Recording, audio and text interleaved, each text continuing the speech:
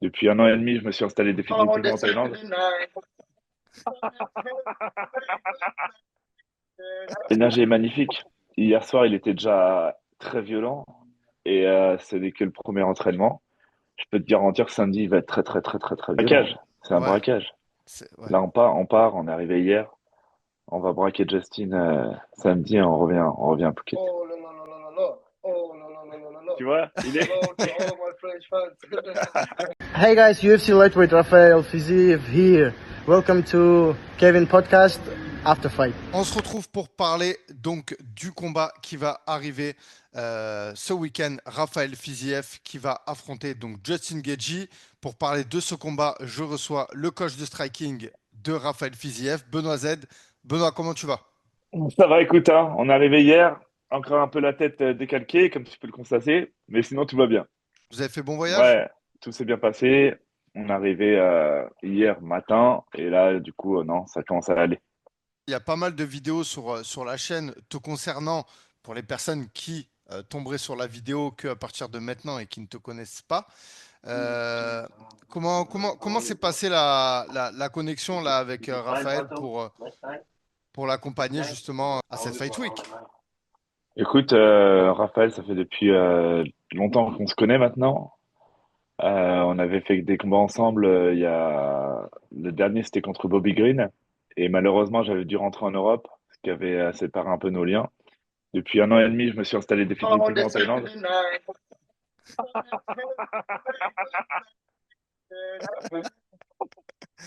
Et comme tu peux le constater, la connexion elle est bonne. Aujourd'hui, je suis installé depuis un an et demi en Thaïlande. On travaille ensemble et tout se passe bien.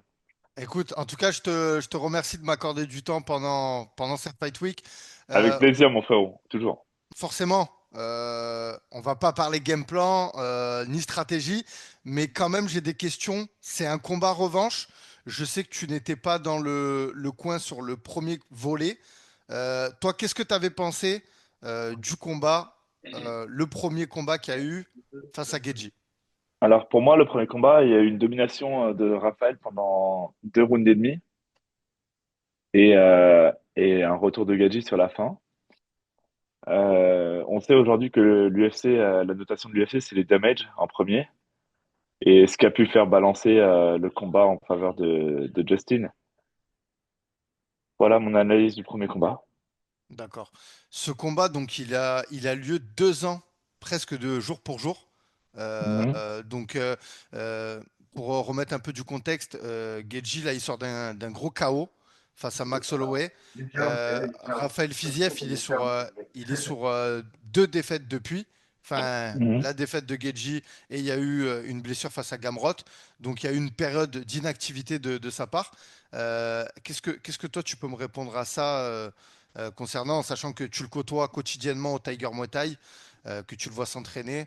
Est-ce que l'inactivité qu'il a eue et ainsi que la blessure, c'est des choses qu'on doit prendre en compte pour ce combat revanche? Déjà, on prend tout en compte. Quand on est professionnel dans ce milieu, c'est un combat en jeu. Les deux, ils sont sur une défaite. C'est hors de question de perdre ce combat en retour. C'est un combat chaud, très très chaud. Il faut savoir qu'on a signé le combat il y a 2 jours. Justin devait affronter Dan Hooker, qui s'est blessé. Le manager a proposé Raphaël, ça a été refusé en premier temps. Et le lendemain matin, je crois que c'était jeudi matin, Raphaël vient à la salle, il me dit demain c'est Vegas. Et du coup, on a signé le combat à 9 jours en short notice. Tout ça, c'est des paramètres qu'il faut prendre en compte, mais l'objectif est le même, c'est un combat en jeu qu'il faut pas perdre. C'est un combat qui va être très très chaud samedi soir. Toi, tu penses quoi des combats revanche en général, étant donné que tu as coaché beaucoup de combattants dans différentes grandes organisations? Comment tu Moi, prépares une revanche? je pense qu'un combat revanche, c'est plus dur pour celui qui a gagné le match aller, parce qu'il doit renouveler la performance. Euh, Par contre, quand tu as perdu le match aller, bah, t'as pas envie de refaire les mêmes erreurs qui t'ont poussé vers cette défaite. Et je pense que c'est plus facile, sauf quand tu t'es fait vraiment démonter. Tu t'es fait vraiment démonter, il y a un match retour, c'est un peu compliqué, tu vois. Mais là, c'est pas le cas du tout. Et c'est un combat intéressant. Faut pas reproduire les mêmes erreurs et il faut améliorer ce qui a marché. Et c'est ce qu'on va faire samedi soir. Tu l'as dit, vous prenez le combat en short notice. Est-ce que c'est l'opportunité qui se présente ou c'est vraiment de pouvoir gagner ce combat qui est plus important? Enfin, je veux dire la revanche. Est-ce que c'est le combat revanche ou c'est l'opportunité du short notice? Tu vois, je veux dire, ça aurait été Dan Hooker, le résultat aurait été le même. Raphaël m'a dit depuis septembre qu'il était prêt. Hmm. On attendait un call de l'UFC depuis septembre. Faut savoir que je respecte ce mec je le respecte de fou. Il m'a dit, c'est pas besoin qu'il me dise qui, c'est pas besoin qu'il me dise où. Je signe le contrat. Dès qu'on va me proposer un contrat, je vais signer. Là, on lui propose Justin à 9 jours. Il a sauté sur l'occasion. C'est un vrai guerrier. Euh, Tu vas me dire si tu es d'accord avec moi. Les armes de Geji, c'est c'est kick, c'est calf kick, c'est low kick, son striking. C'est un combat de striker, on est Ouais, d'accord. voilà, on est d'accord. Pareil, les armes de Fiziev, on le sait, il a un Muay Thai, il frappe fort. Donc voilà, tu l'as dit, c'est un combat de striker. Toi, tu es un coach de striking. T'es- Ton importance dans ce combat, tu la mets à combien de pourcents? En sachant que tu n'as pas pu justement avoir le temps de faire une prépa. Comment tu vois Alors, les choses, Benoît? les armes de Gadget, c'est qu'il a un gros low kick et il frappe fort des points. Et les armes de Raphaël, c'est que c'est un extraterrestre du striking, tout simplement. Et moi, j'aime pas me mettre de mettre en avant.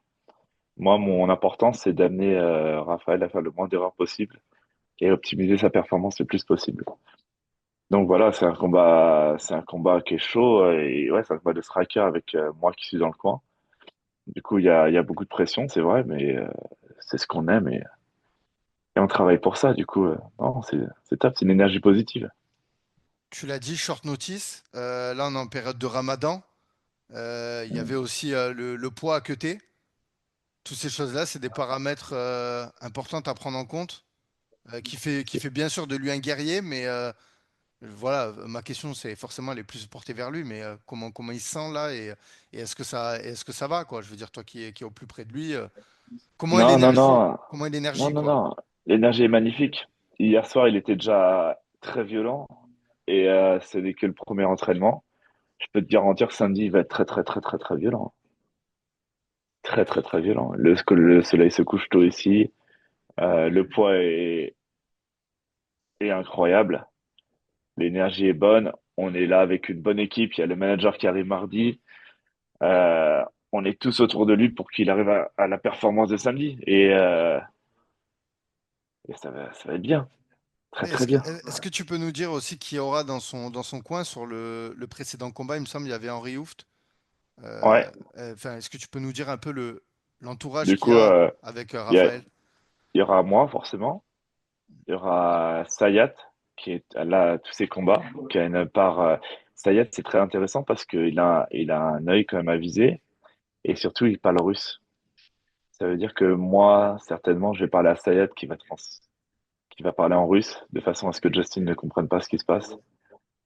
Et on a on a un combattant qui s'appelle Vitali, qui vient de Kirkleaf aussi, qui est là pour aider pour pour le wrestling et le sol. D'accord. Ouais, donc là, j'imagine que vous, voilà, vous y allez pour la victoire et surtout pour marquer cette revanche, quoi. Le but là, c'est de choquer un peu la planète C'est avec un braquage. C'est un ouais, braquage. ouais, Là, on est arrivé hier. On va braquer Justin samedi et on revient à Phuket. ok, Et ok. crois-moi qu'on vient pas pour perdre. Ah, ça va être intéressant. Comme je t'ai dit en off, c'est là pour le coup en striking, c'est Trevor Whitman contre Benoît Z. Donc ça va sur le papier, ça va être vraiment intéressant de voir les oppositions, de voir les ajustements qui auront été faits et comment. Et j'imagine que Raphaël, il va arriver avec la dalle et en plus tu me l'avais déjà dit précédemment, mais il était impatient de signer ce contrat. Donc là, c'est chose faite. Je voulais te demander, forcément, l'objectif, c'est de rentrer dans le top 10. Actuellement, Raphaël Fiziev, il est positionné dans le top. Il est 11e du classement, même c'est la Forcément, ceinture. Ouais, même c'est la forcément, ceinture. il a été inactif. Hmm. Forcément, je lui ai dit depuis longtemps qu'il doit signer un retour brillant dans la lumière. Et, euh, et quoi de mieux que de revenir face au numéro 3 Justin, de battre Justin et de se positionner pour un très très beau combat. Et je te pose cette question, tu m'en avais parlé en off. Toi, qu'est-ce que tu as pensé de lui sur les derniers mois de Raphaël? Ce que tu as pu voir Là, il est en pleine patate. Il est en ouais. pleine patate. Il s'est jamais autant entraîné. Il s'est jamais autant entraîné, non. Que quand tu reviens de blessure, je peux garantir que t'as pas envie de reperdre, hein. Et là, il a pas envie de perdre le garçon derrière moi là. Crois-moi qu'il a pas envie de perdre. Non, Ok. il est très très très bien entraîné. En plus, super carte. Donc il y a une ceinture. Donc c'est en co-main event, c'est ça, pour Ouais, le coup.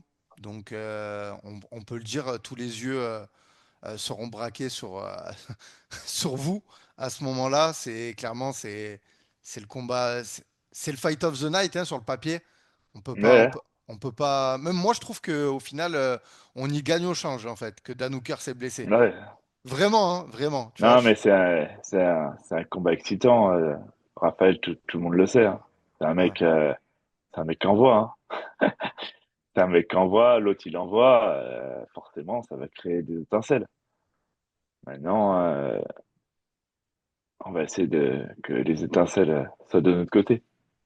Ben, en tout cas, c'est tout ce que je vais te souhaiter et vous Merci souhaiter, beaucoup. même à toute la team. Toi, ben là, clairement, t'arrêtes pas, hein, pour suivre tes aventures. L'année 2025 commence très très bien, hein, que ce soit dans. Exactement, ouais. Voilà, là, Non, t'es. c'est bien, c'est bien. Là, il y a Maurice Abebi qui a boxé un mec qui était invaincu, qui avait Hmm. 10-0. Tout le monde me disait que c'était un combat chaud. J'étais sûr que ça allait être un combat facile. Il a mis KO au premier round, Ouais, parti magnifique. KO. Avec le genou, il lui a cassé le nez, hein. C'était un combat Il a au One cassé le nez, FC. ouais. Combat au One Ouais, il a FC. cassé le nez. Ouais. Exactement. J'avais pour ambition de rester un petit peu à Vegas pour profiter, mais il faut que je rentre dès le lendemain pour m'occuper de la petite Farah, qui va faire la ceinture de l'Octagone au Kazakhstan après le Ramadan. Pareil, cette petite, je la suis depuis plus d'un an maintenant, et là, c'est une grosse opportunité de marquer son nom et de se placer sous les radars de l'UFC. Il y a Daniel Chelonchenko qui est double champion, qui est en train d'être au teuf. C'est Incroyable. plus un secret. Voilà, Ouais, il est à Vegas, là, il est à côté de nous et il va sortir de la maison le 13, je crois, un truc comme ça, ou je sais pas exactement. Ça s'approche en tout cas, et si ça se passe bien pour lui, bah, il sera sur la finale sur un UFC prochainement. Du coup,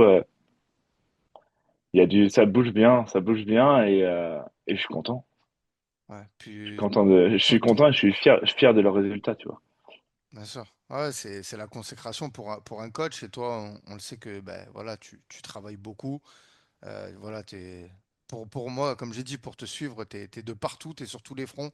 Donc voilà. Et là, vraiment, c'est une belle concrétisation de te voir. Donc, ben, Carrément. avec Raphaël, enfin, je veux dire, tu y étais déjà, hein, comme on avait pu te voir avec Petre Yann, tout ça. Donc voilà. Mais je veux dire, là, l'opportunité qui s'offre à lui, elle s'offre à toi Non, aussi. c'est un beau combat. Et en mai, j'ai Cobra Abdelrahman qui sera Ouais, sur au la carte PFL? du PFL MENA, ouais, pour la ceinture du PFL MENA, et pour décrocher un contrat sur la grosse carte après. C'est bien, on a vraiment une belle équipe et une belle synergie, une belle ambiance. C'est des gens bien. Je suis honoré et content d'être à leur côté. Voilà. Ouais, et ben, en tout cas, moi, j'invite vraiment tous les gens à, ben, déjà te suivre sur Instagram pour pouvoir être au courant de toute cette actualité. Et bien sûr, ben, Moi, j'invite aussi tous les fans français de l'UFC à suivre Raphaël parce que c'est un mec trop fort. Et en plus, c'est un mec qui a la banane en permanence.